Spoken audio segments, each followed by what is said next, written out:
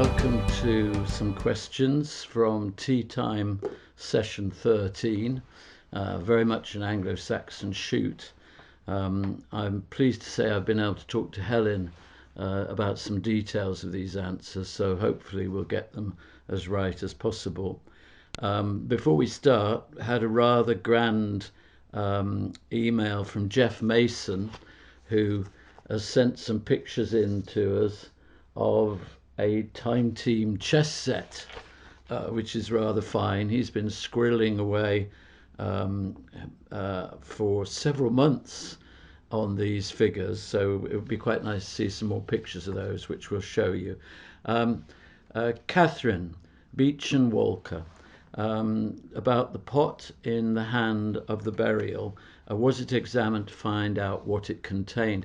This is a Paul Blinkhorn question, really, but the nearest I can get to it is that, first of all, no, we didn't examine the pot, but it would still be possible for us to do it. We could examine the lipids, the remains of liquids. If it hadn't been incredibly washed, we could go back to that.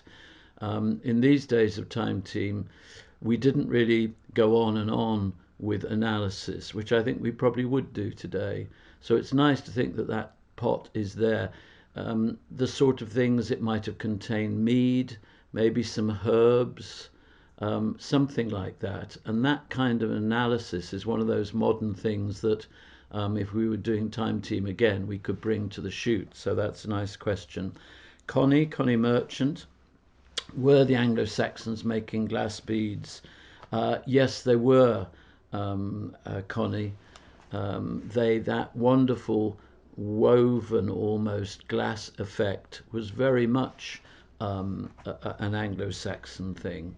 Frida, reading about Lincolnshire, Frida Blake Bradley.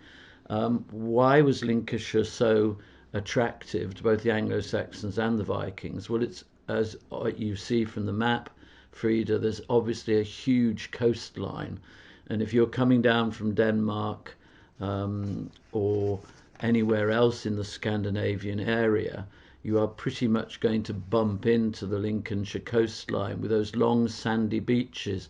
People often said at the time that when they saw Anglo-Saxon boats coming on shore, it almost looked to people who were used to Roman boats that they were sort of crashing onto the shore. They had very little keel. It meant they could drive the boat up onto the sand. So Lincolnshire was absolutely fantastic for that. And maybe, in a sense, it reminded them of their homeland. It had a sort of familiar look to it, and that might have played into it. Larissa, evidence of burials. The burials we had, did we have evidence of where people lived? And the answer to that is no. It's quite often difficult to put together a cemetery with, it would be nice if we could find a local village that they lived in. And that's quite a difficult thing to find. It seems to be quite difficult, partly because the problems of looking for Anglo-Saxon settlements, which are often just wooden beams, which dissolve quite easily in the earth, are quite difficult to find. So putting the two together in archaeological terms is relatively rare. Larissa again, did the Anglo-Saxons bury their dead in linear cemeteries? There were cemeteries along roads. We did some wonderful Roman cemeteries where we found mausoleum on the edge of a town. Anglo-Saxons, no. A bit like today, sort of clusters of burials in a sort of circular group, really, I suppose, spreading over a reasonable distance, so not linear from that point of view. I suppose, the obvious comment is that the Romans, roads to the Romans meant a great deal, whereas to the Anglo-Saxons, perhaps not quite so much. Would all of the prehistoric landscape, hedges and barrows, have been more visible? Yes, certainly it was. And I think often Anglo-Saxon settlements can be orientated to those early prehistoric buildings.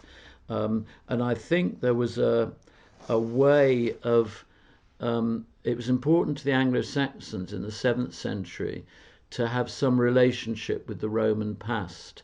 And therefore, I think somebody else has asked, did they deliberately bury their dead near to Roman sites? And there does seem to be a desire to make that historic connection back in time. And that's why we occasionally find burials next to Roman sites. I think, yes, Linda, you asked that question. Why did they put them next to abandoned Roman buildings? Mark Vernon Freestone, here's another Paul Blinkhorn pottery question. I often see bits of red pot, but I don't know whether it's old pipe or plant pot or Samian. A useful thing to do, Mark, is to look at if you imagine looking at the edge of a pot and see if there's any inclusions in it, and what that fabric looks like. If you look at a modern plant pot, for instance, it has a very sort of modern consistency of clays, which are very fine. It's an industrial process. The older, the more back in time you get, the more we have to have inclusions in to stop the pottery from shattering. And there's a very nice bit that Chris Gerard did on one of the Time Signs programs, where he goes through the different pottery and gives you a shorthand way of telling how old a piece of pottery is. So maybe have a look at that. Joe Walsh asks whether we did strontium isotope analysis. Good question. We would probably do it today. We didn't do it then. What you can do with that, when we were in America, we did it with the teeth from some of the people buried in the American settlement.